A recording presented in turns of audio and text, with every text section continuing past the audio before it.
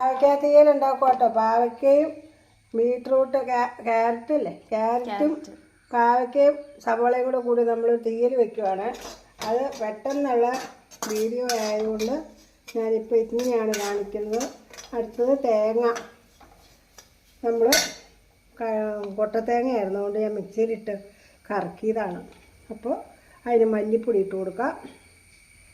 1.5 spoon മല്ലിപ്പൊടി, തേങ്ങായും മുളക് പൊടിയും മല്ലിപ്പൊടി, കാശ്മീരി പൊടിയാണ്. ഇതൊന്ന് ഇളക്കി കൊടുക്കാം. ഞാനിത് അരച്ചുകൊണ്ട് വരുമ്പോൾ കാണിച്ചു തരാം അടുത്ത കേട്ടോ. പാവയ്ക്ക കഴിഞ്ഞ് ഞാനിത് ഒന്ന് വരട്ടി എടുക്കട്ടെ, എന്നിട്ട് കാണിച്ചു തരാം കേട്ടോ. പച്ചമുളകും പാവയ്ക്കയും കരിവേപ്പിലയും ക്യാരറ്റും ഒരു സബോള, ഇത്രയും സാധനമാണ്. അപ്പോൾ ഗൈസ് മമ്മി ഇത് തേങ്ങ അരച്ച് വെച്ചിട്ടുണ്ട്. നേരത്തെ അടുപ്പത്തിട്ട് മൂപ്പിച്ചെടുത്ത തേങ്ങ അരച്ചതാണ്. നമുക്ക് പുളി പിഴിഞ്ഞൊഴിക്കാം.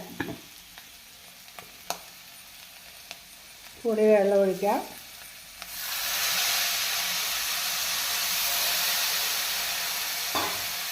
ഉപ്പിട്ട് കൊടുക്കാം കേട്ടോ.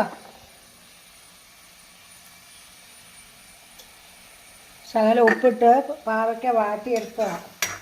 ഇനി ഇതിലെങ്ങനെ ഇതൊന്ന് കിടന്ന് തിളക്കട്ടെ. എന്നിട്ട് നമുക്ക് കരിവേപ്പില ഇടാം.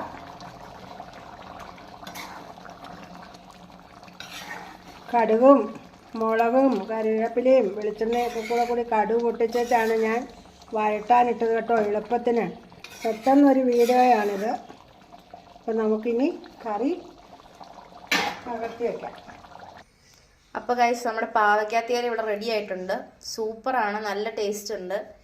എല്ലാവരും ഇത് ട്രൈ ചെയ്ത് നോക്കണം. പാവയ്ക്കയും ക്യാരറ്റും കൂടെ അതെ കറി. അപ്പോൾ ഇത് തീയലായിട്ട് വെച്ചതാണ്. അപ്പോൾ എല്ലാവരും ട്രൈ ചെയ്ത് നോക്കണം.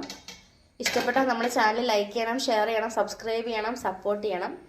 എന്തെങ്കിലും പുതിയ വീഡിയോ വേണമെന്നുള്ളവർ കമൻറ്റ് ചെയ്യണം. അപ്പോൾ അത്രേ ഉള്ളൂ. ഓക്കെ.